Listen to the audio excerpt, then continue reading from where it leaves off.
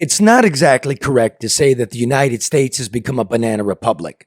More accurately, it's become a federal democratic banana republic where the politically powerful treat the country as their personal fruit orchards.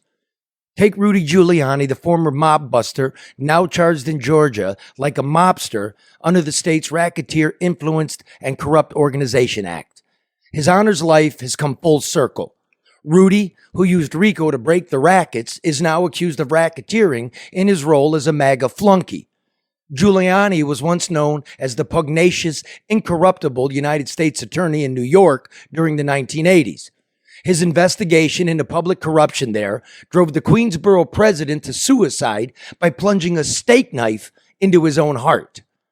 Giuliani famously took down the Gambino and Bonanno crime families. He perp-walked the phalanx of Wall Street grifters for insider trading. As the mayor of New York City, you may recall, America's mayor, reminding the country in the aftermath of 9/11 not to hate, not to go to the Muslim quarters of America and commit violence. All this as George Bush cowered somewhere in a bunker. But that was another life, another role, another time in America.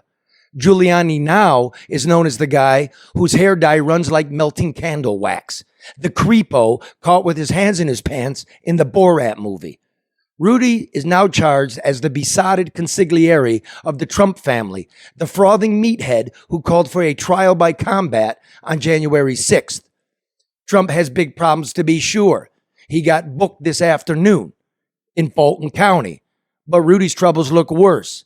The Don has millions of supporters who send him tens of millions of crumpled hard-earned dollar bills to help fight with his 91 felony charges in 4 different jurisdictions. Rudy, not so much. Reports have it that Giuliani went hat in hand to Mar-a-Lago begging the boss for a handout to help defray his mounting legal bills, only to be sent home by the boss empty-hatted. After serving as an advisor to Trump during his 2016 campaign and his early administration, Giuliani joined the president's personal legal team in 2018. When wild claims of collusion with Putin's security apparatus were leveled against Trump, I held my tongue and my pen. If the Big Orange was in fact a Manchurian candidate for the Russian Pinkos, I wanted it rooted out. We all did, I think. As it turns out, Hillary Clinton meddled more with the election than Vladimir Putin could ever hope to. It's beyond me why the Brooklyn District Attorney has not charged her with falsified billing and campaign felonies in connection with the Steele dossier, the bogus Steele dossier, I might add, as the same as the Manhattan District Attorney has done with Trump in connection with hush payments to a porn star. The fake collusion story drove Trump and Giuliani mad. As if to return the favor, the duo unhinged the public with cockamamie stories about a stolen election. Which brings me to the Bidens. With all the stinking smoke, the laptop, photographs, burner phones, dummy email addresses, text messages, the web of bank accounts, the suspicious action banking reports, dinners with oligarchs and business associates, father and son trips on Air Force Two, phone calls to discuss the weather, the testimony from Hunter Biden's business associates. All this deserves a thorough and vigorous investigation, not only of Hunter, but of Joe. The Biden family was working business deals with American adversaries in China, Kazakhstan, and Russia. We're not talking Canada, France, or Japan here. I doubt the stoneless special counsel, David Weiss, will get to the bottom of things. I just don't. Remember, Weiss was not going to charge Hunter Biden with any crimes until the IRS whistleblowers showed themselves. Then there's the nexus of big media, big tech, the intelligence agencies colluding to squelch the laptop story as Russian disinformation in the 11th hour of the 2020 election. We now know former CIA boss Michael Morell concocted the phony letter signed by 50 other spy bosses because he wanted Joe Biden to, quote, win the election, unquote. Think about that. Joseph Stalin could do no better. America has become a country of cabbages and kings. Live from downtown Detroit, it's No BS News Hour with my main man, Scarlett.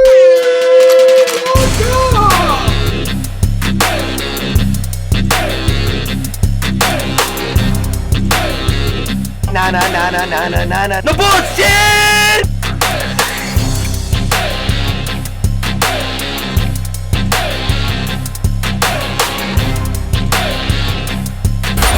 It's just it, breaking news. No more bullshit. No more bullshit. All right, let's take care of some capitalism. Hall Financial is proud to announce Michigan's first no-fee home loan exclusive to Hall Financial clients. The no-fee plan applies to both new purchases and refinances. With the no-fee plan, you'll stay locked into the no-fee program, ensuring you don't pay fees to Hall Financial when it's time to refinance. Think about that.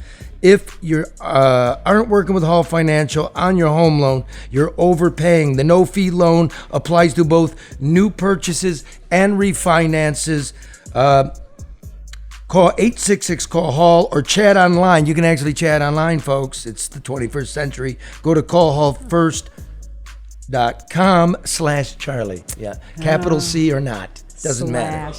All right, also, you're overpaying for your insurance. I know you are because you're not using Legacy. I use Legacy. Mark uses Legacy. Karen uses Legacy. Bernie uses Legacy. Karos uses Legacy. And I know Perry Johnson over here, Quality Guru, is going to be calling Legacy once I tell him what. You know what they do, Perry? They shop for you. It doesn't cost you anything extra. They find... I got $2,000 cheaper, more insurance, $2,000 cheaper, bro. I mean, I'm not a kabillionaire. Even kabillionaire, Quality Guru, this is a quality shop. They do the shopping, they stay with you, they give you their phone number. So like, it floods because we have shitty infrastructure in Michigan, right? Because we don't pay. You can call Alex over there and he'll get to you. He'll get to you. So you can go to legacypartnersinsurance.com or call 586-209-4106. Stop overpaying. And when you save money, figure out how to invest it. It takes some brains to know how to do it. That's why you call financial specialists. And I have one to offer you. One I use, Luke Nowacki. This message of Uplift is brought to you by business and personal wealth advisor Luke Nowacki, who reminds you that what does it profit a man to gain the whole world but never enter the kingdom of God? But while you're waiting, Nowacki wants you to remember that overreaction is not a sound financial strategy. So call Luke Nowacki at 248-663-4748 for sound financial advice. I did. All right. How are those, Perry? Take one. Loud. Okay, take... I have good hearing. But I don't know if you'll be able to hear Richard, but that's... Okay, fine. Here's what we're doing. We've got a little economic debate, I think. Okay, so what we have with us is the old friend of the show, Professor Richard Wolff. Hey, Richard, I looked it up. Do you know what the New York Times calls you? Yes. What?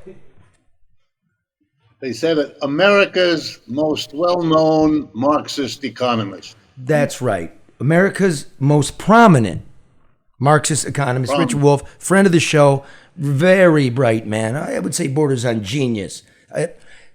Marxism is the best repudiation of capitalism, except, Harry, the solution always ends up in a train to the gulag. That's my only beef with it. It's a pretty big It's a huge beef. Yeah. And we have Perry Johnson, currently the Republican presidential candidate from Michigan, known as the Quality Guru and a self-made kabillionaire. Just whisper, how much you're worth. See, rich people never tell you how much they're worth. That's why they're rich. I know, but they never talk about that. Ask me how much I'm worth. No. Okay, how much are you worth, I'm Charlie? rich. So listen, I just wanted to talk about the economy real quick. It's the number one issue in the world, not just Michigan, Detroit, or the United States. So I said, why not? Because we want to get to Perry and what's been going on in Iowa, and they cheated him out of the debate stage. I don't think you missed much, brother. But so I'm like, well, why don't we have Perry, the capitalist, and Richard, the socialist, together, and we discuss some things. So I want to call this bit Professor Pinko and Periwinkle. Are you guys good with it? Fire away. Okay. All right. Okay. Let me see. I need to see Richard too because I love the guy. He looks like Dan Tana there. We should have sent you to Maui instead of Sleepy Joe. All right, guys. The credit agencies have downgraded regional banks last week and week before all this month. So we're talking specifically in Michigan, the ones we use: Fifth Third Bank, Comerica, Huntington. Right. The outlook is bad. Part of it has to do with 80% of all commercial real estate holdings are owned by the regional banks. So what does this mean going forward? I'm going to start with you, Richard. What does it mean when the regional banks are now starting to rumble? Where do you think this is headed? Well, I think we have been kicking the can down the proverbial road a long time. You know, COVID has been with us now for 3 years. It would have been kind of obvious to understand that a plague of this dimension would raise the question, can you work safely in the confines of a typical high-rise office building? And the answer that at least half the American people have now decided is, no, I'm not going to do it. I'm going to stay home. And we now know that the economic system of the United States, with half of the people who used to go to work not doing it anymore, is doing just as well as it did before the pandemic. We're learning that the rules of the capitalist system, sticking millions of people in little cubicles in airless office buildings, was never necessary and shouldn't have been done. But the bottom line now is that the banks who funded the office buildings can't get their money back because nobody is funding those places, and nobody looks like they're going to anytime soon. And that means huge amounts, billions, hundreds of billions of dollars are sitting, waiting to fall apart when the interest isn't paid and the principal isn't paid either. I'm going to say this, though, Perry. Richard makes a point, but I don't agree with it, which is we never needed to stick people in buildings. We did. Zoom came around during the pandemic. It was upon us. But I'm thinking not only are banks overextended with bad loans, that the Federal Reserve policy, the fact that we kept interest rates artificially low and banks invested their deposits in 10-year treasury bonds at 1%, all of a sudden you now got to pay, little guys like me and Richard for our deposits. We want them back, and we're starting to draw them out, and they're screwed. They don't have our deposits. Well, I will explain this, and I'm going to take probably about 5 or 6 minutes to explain. No, can't do that. Can't do 5 or 6. It's got to be concise because not everybody out there's okay, we've got two forces at work. Okay. Two forces at play. He's right about the fact that we have a lot of people that are not going into the buildings. Let's pause there for a moment. I'm sorry, but I told you it's going to be freewheeling. Richard, Professor Pinko, and Capitalist Periwinkle agree. I just want everybody to hear that, Perry. You've been in Iowa for months. We agree on so much, and every time there's something that's agreed upon, I need to point out. Go ahead. I apologize. Go ahead. I don't think we agree on much on this. Okay. Other than the fact that I disagree about that. He's right that in COVID the people didn't go to work, but the productivity of the United States is down. The workforce participation is down. We're at 62.4%. You know what we are in Detroit? 38%. I digress. Go ahead, sir. Bottom line is, when you don't have the people working, you lower productivity. And by the way, let's take the mortgage business, for example. We know that when people go to work in the mortgage business, the overall productivity of that business goes up roughly 50%, which is why it is mandatory to go to work if you work for Rock Financial or United Wholesale, because we know in the mortgage business you have to go to work. In certain areas, you have to have people there because they work better when they come into work and work together in the group. But the more important issue here relates to the fact that the government decided to print money. They increased the money supply by 40%. Wait, remember, this regular people are listening. Richard, get in on this. You agree? So think about this. Wait. If I don't supply any I goods got to and make sure the services- guy driving in his car, the gal driving in her car with the kids gets this. We increased the money supply by 40%. Gentlemen, Richard, get in here if you will. Meaning, with no goods or services. there was so many amount of dollars that existed on Earth, and we simply, by a keystroke from the Fed, decided we've got 40% more money, right? Correct. Right, Richard? Yeah, but what my with no goods or esteemed... services. Wait a minute. Why did they do that? You know, they didn't decide. Wait. First of all, Richard, wait a minute. You're breaking I'm the not rules asking why. I'm telling you, this is what they did. See, you guys are arguing. You're saying Richard agrees. You agree with what Perry said. We absolutely, with nothing behind it, created 40% more dollars, right? Absolutely. Oh, look at this shit. Okay. Yeah. Who wants to go next? And when you do that, think about it. If you have more money without any goods or services for that money, the prices go up. So the government caused the inflation. Right. For 20 years, we couldn't get the inflation. So let me above go like 2%. this. See if you guys agree with this, Richard. They do not. This is like That's this. just wrong. Okay, go That's on. just wrong. Go The on. government has been increasing the money supply at least since the great crash of 2008 and 9. That's true. He That agreed. means a good 12 years. And for most of those 12 years, while it was increasing the money supply, we had no inflation. So the argument was that the money supply increasing increased money in the last causes inflation, 3 years? that's just wrong. No. I think he agrees. Well, he's saying the last 3 years it went up almost exponentially.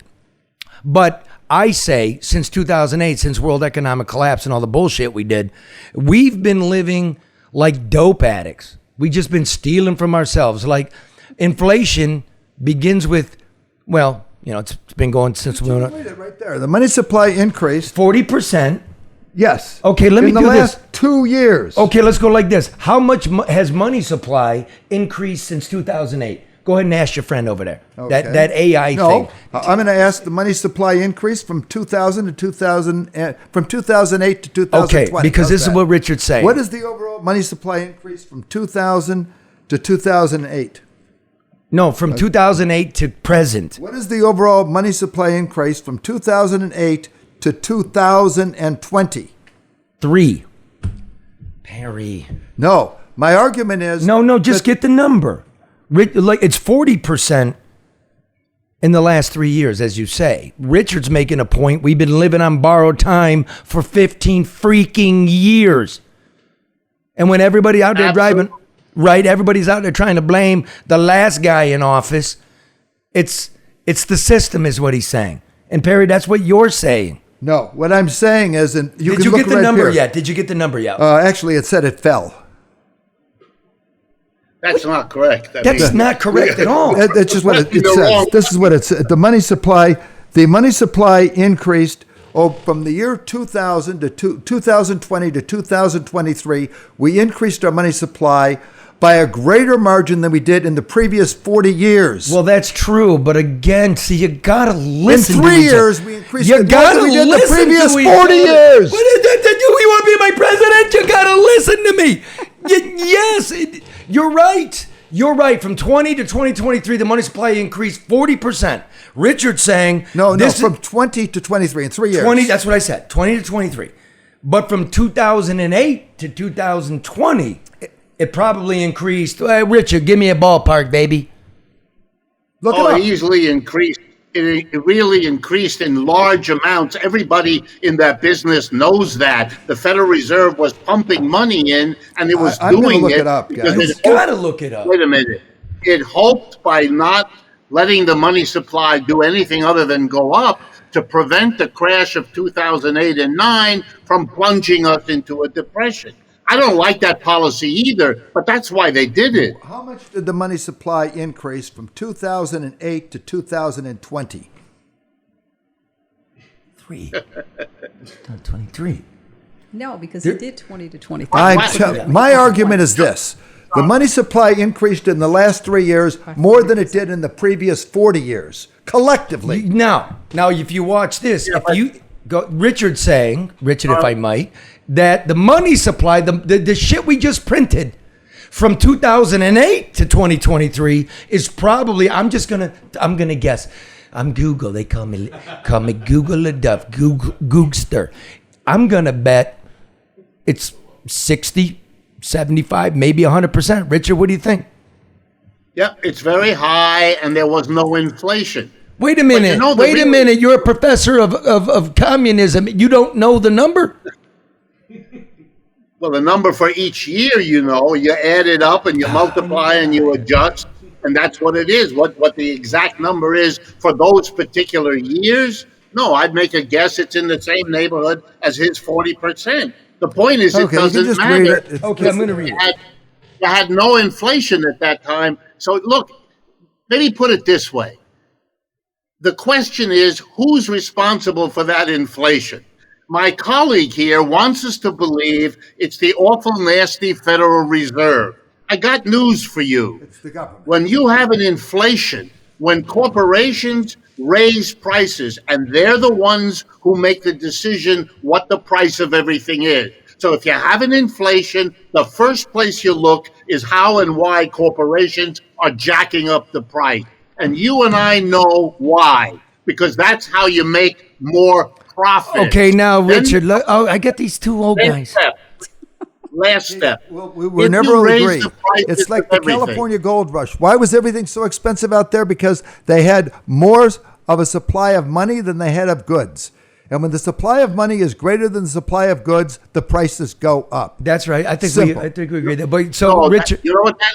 That's a mistake. That's simply a mistake. That pretends that the people who make the decision, what is the price of a ton of steel? What is the price? That the corporations who make those decisions don't want to be held accountable. They don't want us to understand that if you have an inflation, it's because the business community wants to make money that way. Well, there is that, but everybody community always wants to make money. Oh, now looking here now, we would have had deflation had the government not printed more money. Exactly. I agree with. I was looking at Perry. Watch this. What's Wait a minute! Damn it! I was looking at Perry like you're absolutely correct.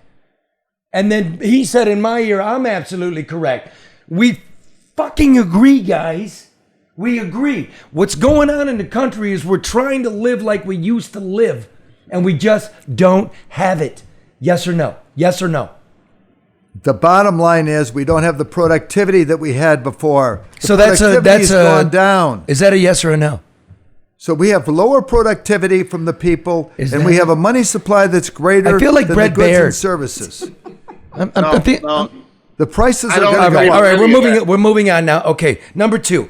Since we're talking about regional banks, okay? Regional banks, commercial real estate, high interest rates, big costs for construction. When you raise the interest rate, you always put pressure on banks. So now what we got, I want this. I want Professor Pinko and Periwinkle the Capitalist. Detroit is trying to get Michigan to crack open its property tax.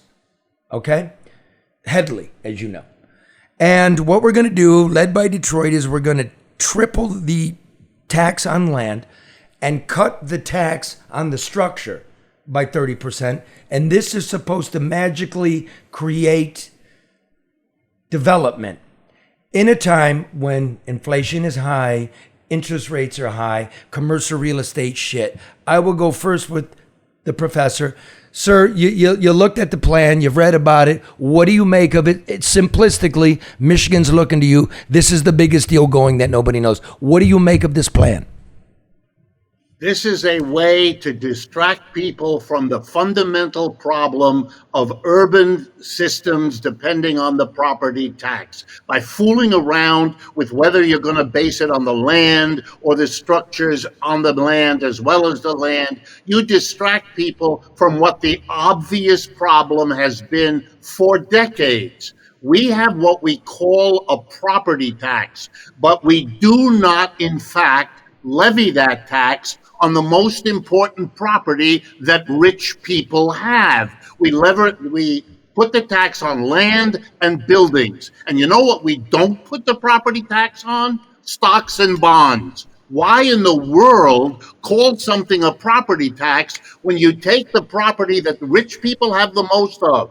10% of our people own 80% of the shares, and you don't put that in the tax base. If we put that property that belongs in the tax base into it, adding that to the land and the buildings, you could then bring the tax down on land and buildings that the mass of people depend on and raise it finally on the people who are the wealthiest and own the intangible property. That's what stocks and bonds are called, and make them pay the fair share that they should have been paying all along. Perry, what do you? The stocks and the bonds are used to support businesses that provide work and employment and productivity for the nation. So what about the tax plan? I know they pay tax on their profits. What do you think about uncapping Headley? This is I know I surprised you. Talking about that. Well, when we talk about the only thing I can agree with what he said is that it is nonsense to just talk about deciding to tax one area of land or the building. I mean, all they've done is try to figure out another way to get the same tax. If they even get that, even if they get that, you're rewarding a guy with skyscrapers that aren't worth anything, like you said. Well, right, like you said, nobody's going into the office anymore. If the value of the building goes down, the tax is supposed to go down. Right. Because it's supposed to be based on the value of the building. Right. Right.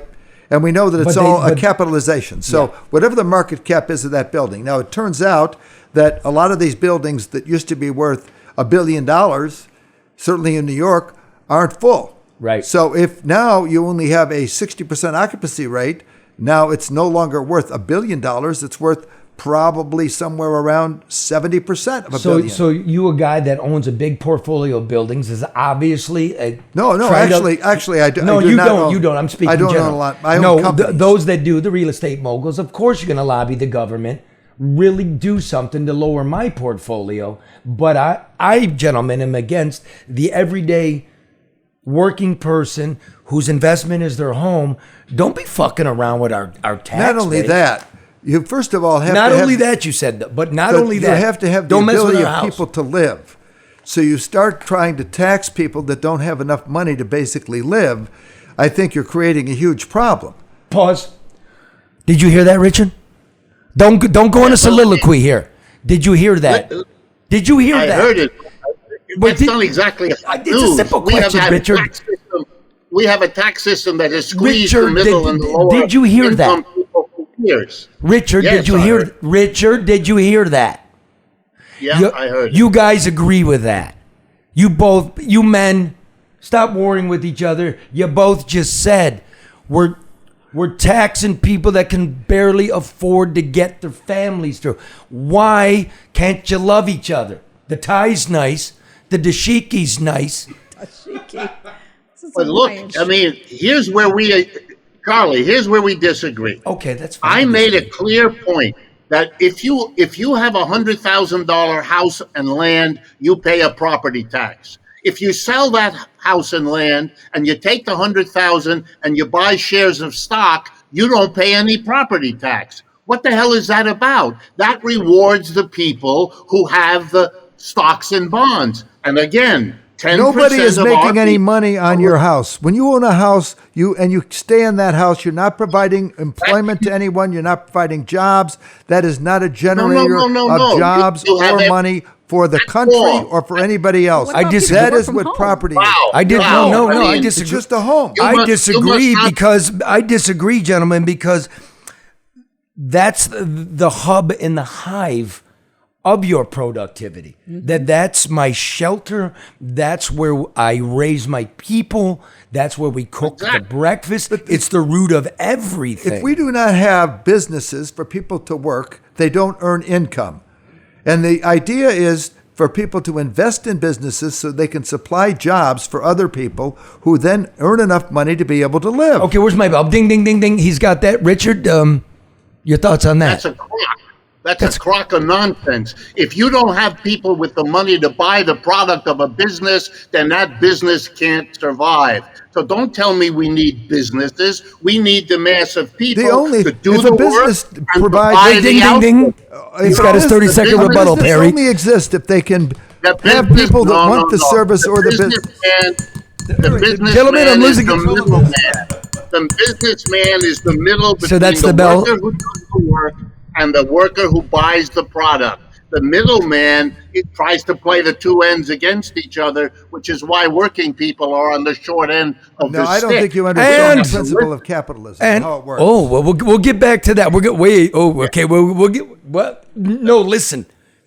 Ladies and gentlemen, as much as we're trying to make this entertaining, this man is a titan on business quality, figuring out how to hone it and make it work, productivity. This man, Richard Wolff, is an expert on economic systems and what works and what this is huge.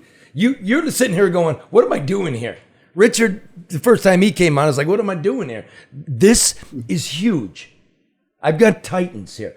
Now, we're going to come back and we're going to talk about the UAW and the strike coming very big, not only to Detroit, to Michigan. Auto and auto-related parts are 3-4% of gross domestic product. And the next segment is brought to you by the bricklayers and allied craft workers of Local 2 Michigan who are looking for hardworking men and women through the state of Michigan. Trowel trades, starting at $26 an hour plus benefits. Earn while you learn. Experienced tradesmen and women in building new or restored masonry, tile, marble, or terrazzo, caulking, finishing concrete, make anywhere between $26 and $37 an hour plus bennies like Blue Cross Blue Shield, 2 pensions and an annuity. I don't know how they can do that anymore, Perry, but that's what it says here on the copy. So listen, you call them and you make sure this is true. That's what they're telling me. I had my nephew, Richard, make a call here, so we'll see. I would do it. I got paint, I got cement. I like to work labor a couple days a week, just so I'm down with the masses, bro. In case they start crawling into. Richard's got a doorman and he's got a gate, and I don't think that can stop hungry people. So don't be one of them. Learn how to work with your hands and build stuff because robots can't do it. Referrals for and signing bonuses, $2,000 for a journeyman, $1,000 for experienced apprentices. Visit bricklayers.org. Slash. There's no slash. Oh, okay. Nice. They respect me. I don't got to do a slash pandering. Just tell them Charlie sent you. Okay. Boys, UAW. This is huge. The Teamsters just squeezed UPS. They got a nice deal. The UAW. Close. It put meat on both of our bones, bro. It did. UAW, they got fire again. They got fire in their belly. They've been taking shit for 20 years. They now want, well, here's their offer. I want a 40% raise. I want to work 40% raise? Oh, yeah, dude, listen to this. I want 32-hour work week. I want cradle to grave health insurance. I want a pension. Go ahead, Perry. You're telling me they're asking for that right now? That's what they put on the table. Well, and they want to get rid of the 2-tier system, right? The old guy makes his money and the new guy comes in at $16 an hour. Go ahead. Perry?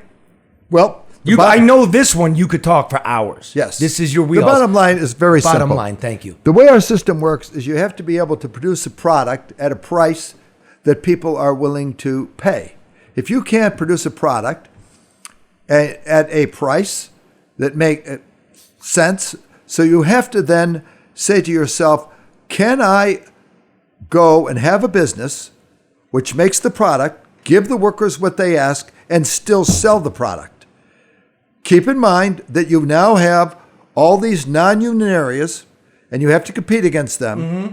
And if they end up having substantially lower cost than you do, then your cars are not sellable because you aren't in a situation where the company can make any profit It's at all. called competition. So bottom line, what do you think of this They don't really expect to ass. get it. The way it works in negotiation is very straightforward. You start out with something that is really ridiculous, and they are not going to have any chance of ever getting, and you work your way down. And I've been through these negotiations, and what's really comical is they go on for a long time. You can negotiate often for like 3 months, and very little is done. You're moving a micron.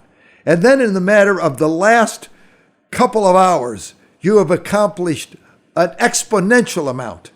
And then all of a sudden in the last hour, when you really have to make a decision, the last 30 minutes, you have made remarkable progress. But that is the way negotiations work.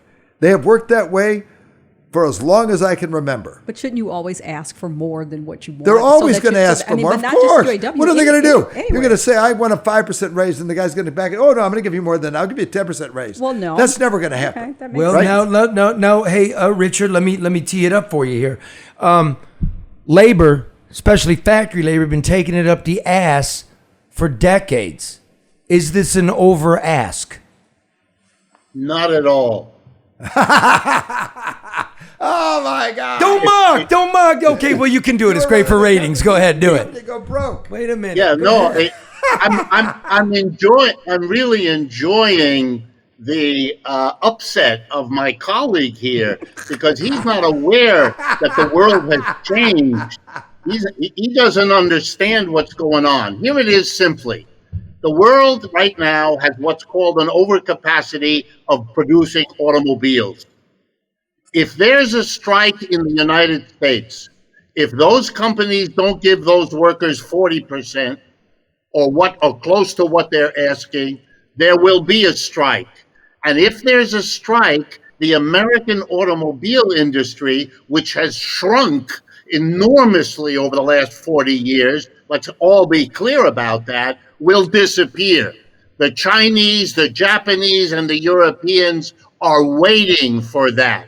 You better be very careful. If you believe you can muscle the working class forever, it's always in history been shown you can do it for a long time, and then the conditions arrive and the moment arrives and you can't do it. And we as a nation and the automobile companies as an industry are at that moment now. That's why you had the settlement at UPS. That's why you're watching Starbucks and Amazon face unionization they've never seen before. We're in a different place. The United States is not what it was, and the dreams of a MAGA one way or another are fantasies. Now, here's the middle view of both of you guys.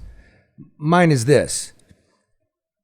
The working person been taking up the ass forever. Cut back. Wages don't keep track with inflation. That this is all true, right? Benefits, they disappear.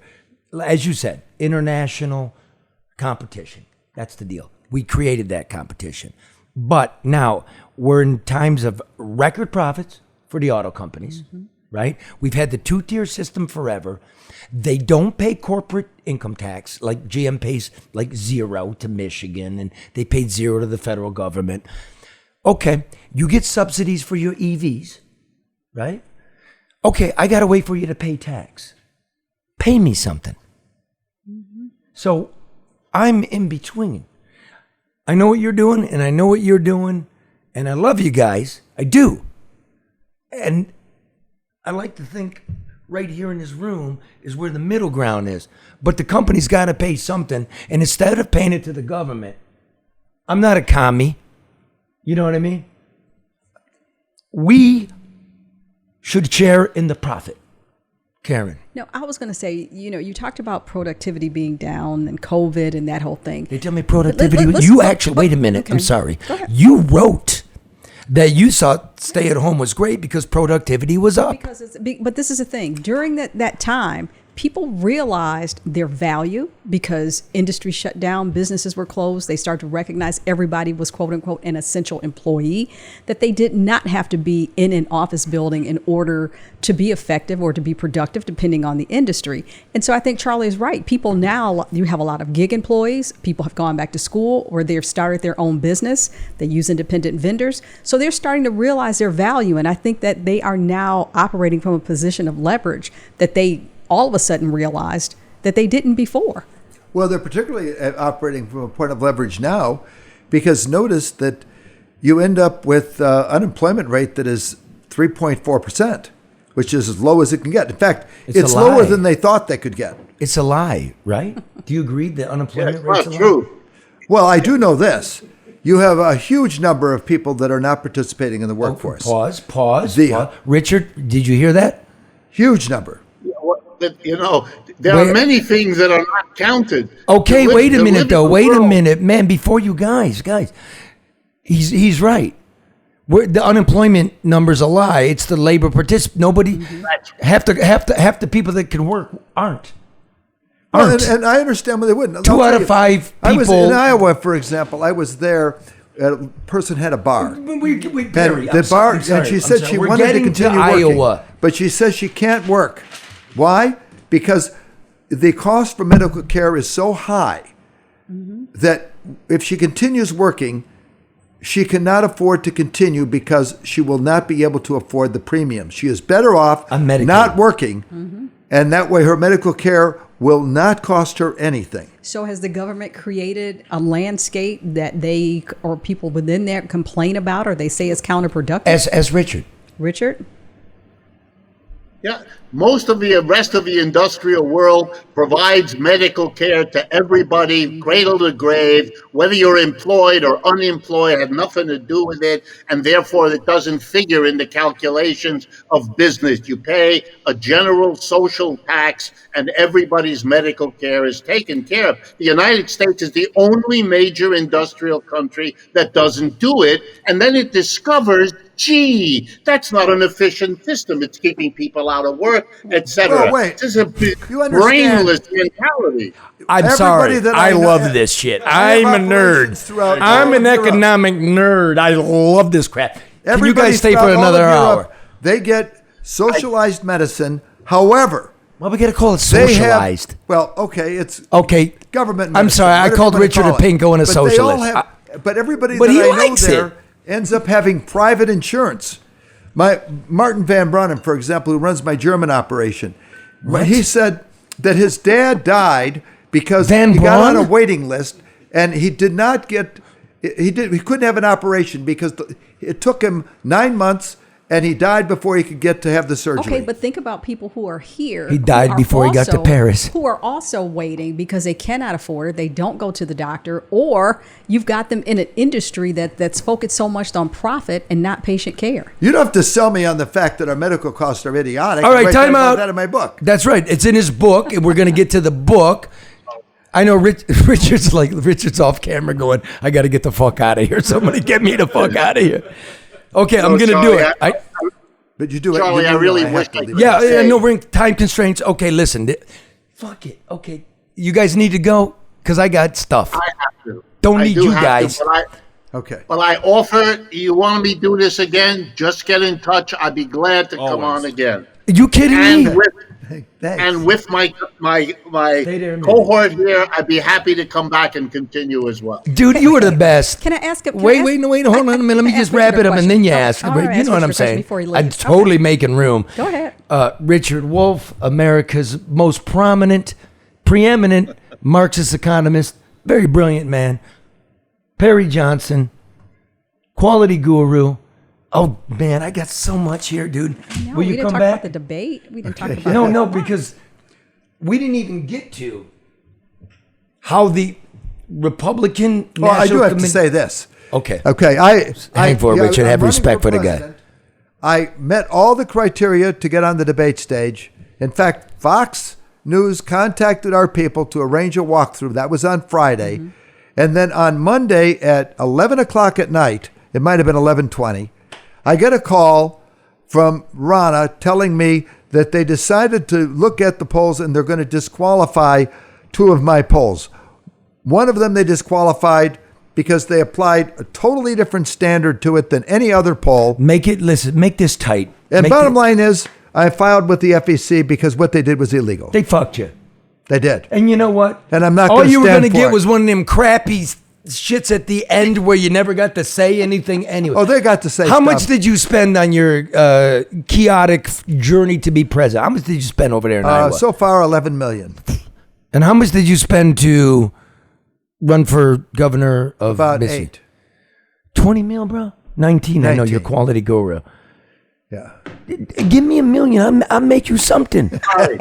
You're already something. You know that. Wait, hold on. We do a commercial break. Don't walk out like that.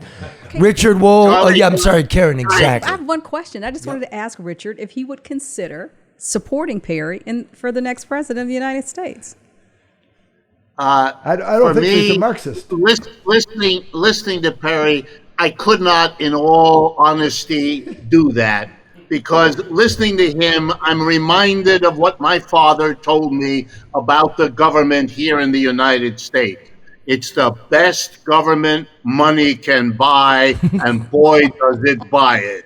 Or if I can hope tell. to see you again soon. Well, hold on, Richard. I got the last parting one here, which is, remember this, Perry, always. Richard, remember this. A fool and his money Are soon parted. are soon elected. Thank you, Very gentlemen. good. Let's go. That's great. Let's go to the video here. Hold on. Let's go to American Coney Island. Pumped. Oh, come on. It's coming. It's coming. I know. We got to be a little more nimble. That's all right. A little more nimble. He was engrossed in the He conversation. knew. He knew right here. He was paying attention, though. He was, Mark was listening. I think I missed that part. My whole fucking week. Okay, I got to go. You Just sit walk there, across the Perry. camera. Just sit there. He just doesn't want you to cross the camera. 2 seconds. Just do it. Just Fix it in post. No, man, we're gonna sit here. We're actually gonna sit here. You're gonna know my frustration with my whole family here, and sometimes we're just not fucking prepared to like do it, and like let's do it. And don't move, Perry. I'm going to be late. Yep.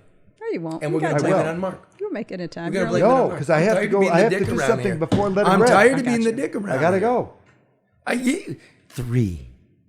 Ground control to Major Mark. Give you 10 seconds. 10 seconds, Mark. 1, 2, How the fuck do? 5, 6. All right, walk the hell out while hey, man. Brother, thanks, guys. Give me this right here. You got it. Thank you. Thanks. Enjoy it. Good seeing you. Thanks. Take care. Bye-bye.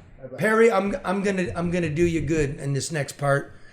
Go to No BS News Hour on YouTube. All right. Okay. I know. Why? Why what? Why? Like, can't you click the button and it comes on? That's what I tried to do, and it didn't. Didn't we do that in pre-shit? You got something else? I have no excuse. Okay, well, let's you and I talk then, Charlie. No, because it'll be nonsense. No, we don't talk nonsense. No, I'm not doing nice. People like when they actually hear what the fuck's going on here. Okay, well, we will talk What do you want? about What would you like to talk about? How did you like talking to Perry Oh, Johnson? please. Really? Yeah. Come on. What is this? All right. Well, I like what Richard No, said. we go like this. You called me today and you said, well, what could we do better? And I said, everybody around here can do better. I understand, but that's a technical difficulty. Yeah, but the technical difficulty was left sitting here Mark, from last week. I'm trying to cover for you. I don't like I don't have that. an excuse. That's what's going on in the country. Everybody's covering. Well- why weren't we ready? Well, they're covering just from ineptness. I'm trying to cover because Oh, he's now having you're a calling Mark inept. No, That's I said fucked up, he's Mark. got a That's technical bullshit. difficulty. No, I said I'm against that. No, I said Did that's you what just people, call him out No, I there? said that's what people in the country are doing. I'm trying to cover for him because this is out of his control. I don't It's a need to technical cover. difficulty. He does not identify well with then- being inept. Then I will not cover for you, Mark. Mark, play the Why sausage. didn't you have it ready? No, I'll just feed into it. Way to go, I don't brother. know why I'm in the desert in my underpants. I don't know why these wolves are following me, but I need sausage. I got 10 A good minutes wing. or so. You got 10 minutes. It's hard to find, so make sure. Richard got you 10 minutes. treat Perry it got 10 kind. minutes. Karen got 10 minutes. Sausage. I have all night. You do. You may run with a pack, but everything ain't meant to be Red in a said. bathtub. Where is Red? You know, Red didn't text. I can't make it. DTE's over here. He said he couldn't. No need to cross the desert. No need to cross 8 miles. Who Show these up. wolves be? Show up early. Get back, Stay late. bitch. Sausage. It's the old work model. Order a That's the Coney Gary kit Johnson directly work to your model. door at AmericanConeyIsland.com. Fuck you, DTE. Slash. You need a slash on that. Oh, and by the way, let me tell you about next Evo, man. Can't sleep? Feeling anxious? Can't sleep, can't think. What do? You can't sleep, can't think. What do? You get yourself some next Evo. They got stress and sleep complex. Listen, it's natural. Karen takes it. How's it working, Karen? It's fine. It's calming. It's calming. So is this rush to the thing? Okay. Listen, stay well this summer with fall. With smarter CBD from Next Evo Naturals, go to nextevo.com/nobs, get 25% off, plus a free bottle of premium pure CBD, which I'm not sure is stress or sleep. I think is either or. I So did you- get a bottle of that. I'm going to try that. I didn't try that one, though. Thanks, so it came, thanks, Karen. It came with the order. The advertiser's happy to hear that. It's Well, they should be sitting happy. on my I- shelf. listen, I Wait a ordered- minute, Kirby, did you try it? And? It works fast, actually. It said like within 10 minutes. For me, it was like 15. Okay, no lying here because She okay, wouldn't dare. Okay, there she gave me. She doesn't like to be on camera yet. She could went like this. I wouldn't have said it. No, she wouldn't. That's what she did. So it worked for you, and because come on, you were in here a couple weeks ago tripping. We all got the anxiety, right? Oh, boy. We do. We all got the modern anxiety. You were tripping, like it worked. I did. Since I couldn't, I took that. That's all I could say. That's all I could say. We're not liars, Charlie. And you said the advertiser would be upset. They should be happy. I didn't ask for any. I paid for it without the slash and without the discount. I'm You supporting didn't them. do the slash. I You didn't do fucked the us. slash. You fuck us. Listen, Kirby says Yeah, she it worked did. for her. Did you feel better without being narcotized? Okay, it wasn't like being high or getting on the oxy or some shit. It wasn't eating a brownie. No, it wasn't. No, it wasn't like that. And you've eaten the brownie. Eating a brownie make you weird. So this conversation, Mark. Does the CBD make you feel weird? Just like, not all spazzy. Regulated without pharmaceuticals. Okay, there you go. So that's next That's an endorsement. They need to up their fee. nextevo.com/no BS. That is true. Yeah. That's a true one. That's an organic endorsement. And so's the product. I understand. It is. Remember, ADR experience overseeing more than $250 million in private construction projects since 2001. Reduce your costs, increase your bottom line, get somebody to help you cut through the bullshit of City Hall, state bureaucracy, even the feds. That's Barry Ellen Tuck at ADR. Get the job done right on time, on budget. 248-318-9424. Cost you nothing just to ask. All right. Oh, my God. That was insane. That was great. I loved it. That was good. Was this a bad show? No, I wish it had been longer. I Kirby- would have liked to hear that conversation. Kirby, was this a bad show? Was it? Do you think the young people would like it? No. Well, I mean, her. What, didn't you get a double one of your degrees in economics? I was an econ major before I Okay, she was an econ major. Did you get the minor? Yeah, I did a double minor in economics and finance. Double minor at Economics and Syracuse. No joke university. In finance and economics. And for you assholes calling me Chucky on the social media, which I could give a fuck about. Yeah, man. Finance and economics. Right here, girl. The PCE. It's the... Mark, what about you? It's the Yeah, we'll stay out of that. personal consumption expenditures. That is how the feds measure inflation. Mine was far more useless. Core. They take out Mine food. too. Kirby, they take out food and they take out gas. And they're like, what do people actually spend? They ask business owners what you've sold. That's over 4%. The feds wanted it at 2%. And when consumer price index, the survey they do was at 9, the consumption index was at 5. So we're over 4. Inflation's out of control. Listen to what these two old dudes. Yeah, but they know. They talked more shit in common than they wanted to do. The end of it is, it's bullshit. Okay. Want to hear some stuff? Perry got dicked. You know what? Perry's got to fire anybody that's advising him. They couldn't get him on the ticket in Michigan. They couldn't get him on the stage in Iowa. Guy spent $19 million. I would have gotten him on both for less, Exactly. a little less than that. Exactly. Seriously. Exactly. But that's the thing, though. You know, and he and James Craig, not being politicians, they are, you know, green, and they not necessarily know, and they see, and people see and smell money, and they get involved and do things that aren't necessarily effective. You know what's interesting or about moral. that? Is these are major players. Yeah. They're major players.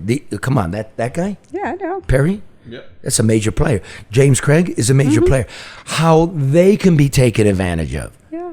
In this game called politics. But you assume that people will at least do what they're supposed to do and what they're being paid to do. No, the game is just to make the money. And it is, It's but you have to know. Just like people, when you have street teams, they'll take those kicker cards it's and to they'll make the go and money. they'll throw them away. I mean, yeah, you just got to know the game. Okay, you want to know the big loser of the Republican debates last night? Who? I know. Was Fox News. Fox News. You fired Tucker Carlson. Donald Trump's telling you to kiss his ass. And clip number 1, Trump with Tucker Carlson on crooked Joe Biden. Is so bad. He's the worst president in the history of our country.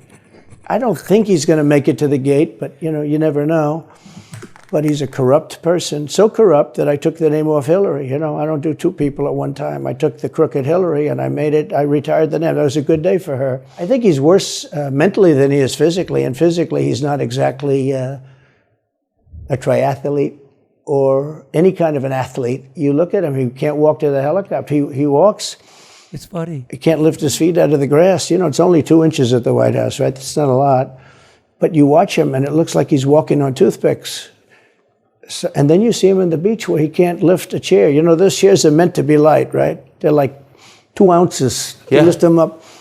He can't lift the chair. He can't walk to the chair. And I don't know what they're doing with the beach. This beach is seeming to play a big role, but they love pictures of him on the beach. I think he looks terrible on the beach. He looks terrible on the beach. Skinny legs. Well, he can't walk through the sand. Sand is not that easy to walk through, but when he walks through it, he can't walk through the sand.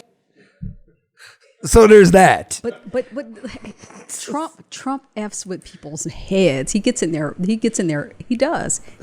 heads, and that's how he's like a bully in high school. By not going there. Yeah, that too. Now here's Trump on Vice President Kamala Harris. She speaks in rhyme. It's weird. But she has bad moments. And in rhyme? Well, the way she talks, the bus will go here and then the bus will go there because that's what buses do. And it's weird. The whole thing is weird. This is not a president of the United States future. And I think they probably have some kind of a primary and other people will get involved.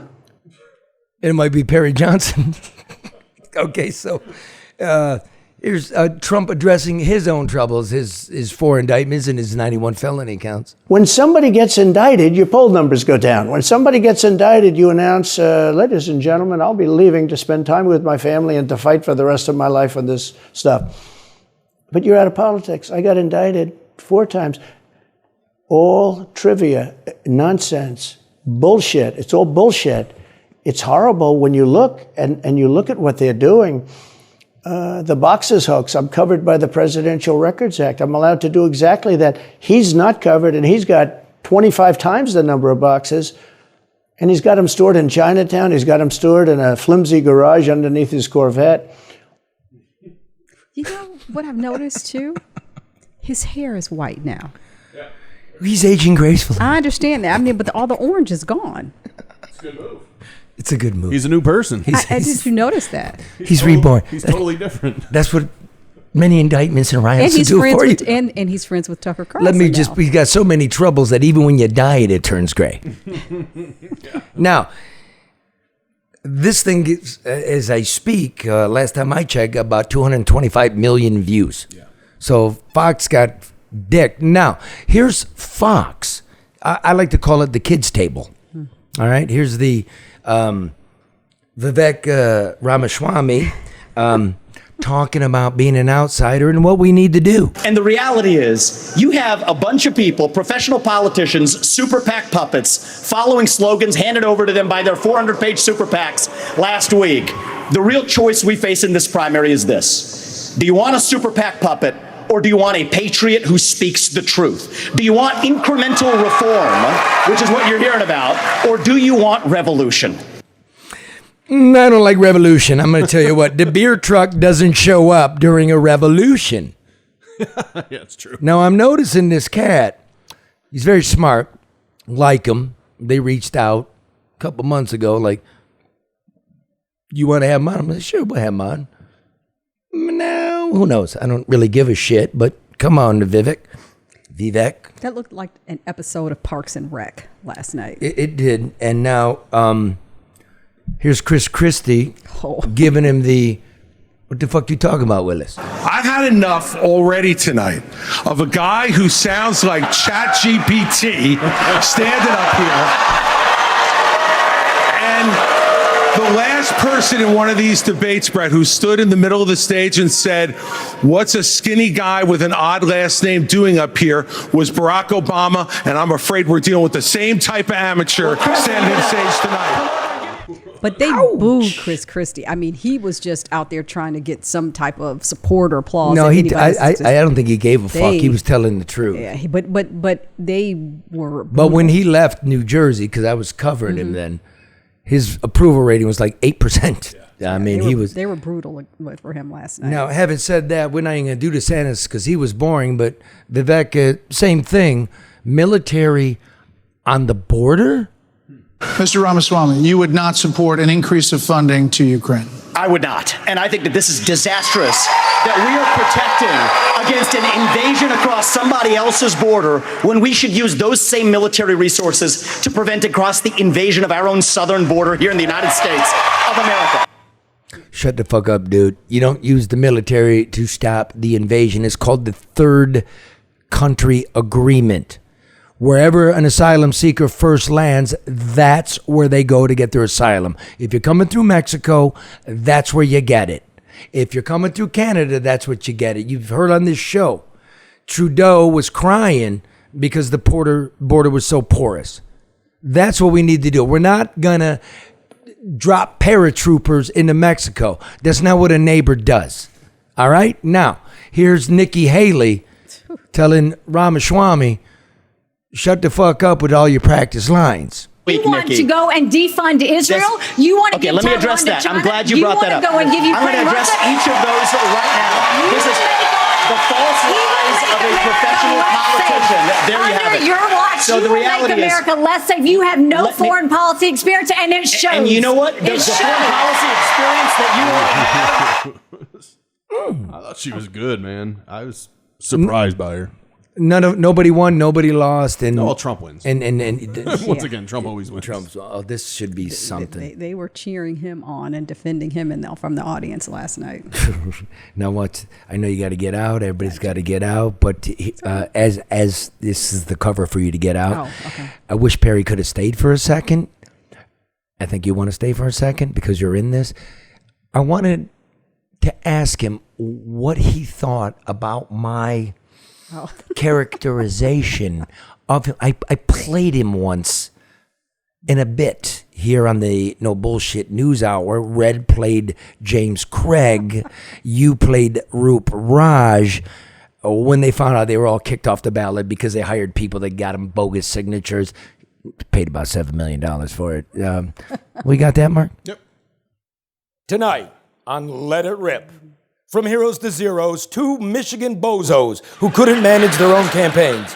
Former Detroit Police Chief James E. Craig and self-anointed quality guru Perry Johnson both kicked off the Republican primary ballot for governor after turning in thousands of fake signatures.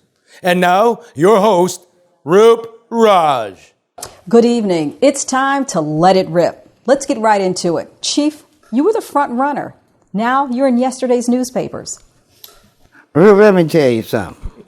I'm a cop. And I'm not going to stand for this. This is crap, and I'm a cop. And? That's it, I'm a cop. Okay, Mr. Johnson, you bill yourself as a quality guru, but you spent $7 million of your own money, which amounts to about $333 for every phony signature. What does that say about your executive acumen? Well, the fact of the matter is a practical matter, this is all scratch and sniff electoral fraud. The chief's correct when he says it's bullcrap.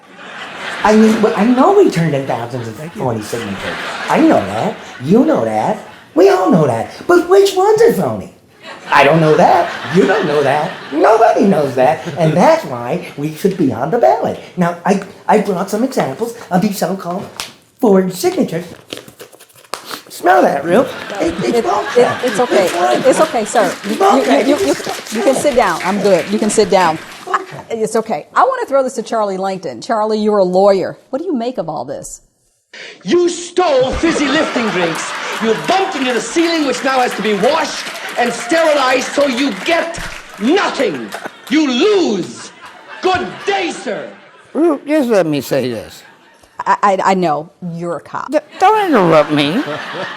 I want to make an exclusive announcement right here on Let It Rip. I'm launching my write-in campaign because I'm the best candidate to unseat Governor Gretchen Whitmer. But also, I'd like to announce my running mate right here. Johnny Walker Blue. I know Johnny, I like Johnny, and I trust Johnny. He's with me everywhere I go. And let me tell you this. Blue labels matter, Roo. And I'm a cop. You heard it here, folks. Right here on Let It Rip, Blue Label matters. Can I get some money?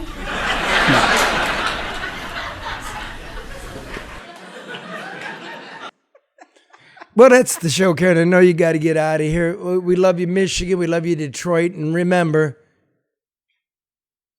Cleveland sucks.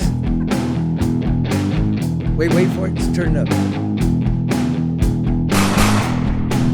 In Michigan, we love Ohioans. Take a shit, get gas, and keep rolling. Come on up to Detroit town. We got lots of groovy things going down. Get some flaming cheese in historic Greek town. But best to get your ass gone before the sun goes down. Been under construction since '63. We planted lots of orange barrel construction trees. The roads here are really, really bad. The Grand Prix looked like off-road to Carlsbad. We used to export the Pontiac Le Mans. Now we ship away our grandpas and grandmas. The mayor says everything is swell, what a joke. Everyone can see he's like a walking stroke. The Detroit Tigers really suck. We give the owner millions, though his pizzas suck. Yuck! Crappy houses, meth heads, we got plenty. We even got skyscrapers, they're all empty. Things in Detroit might not be going great, but there's an even bigger mistake on the lake. Hello, Cleveland.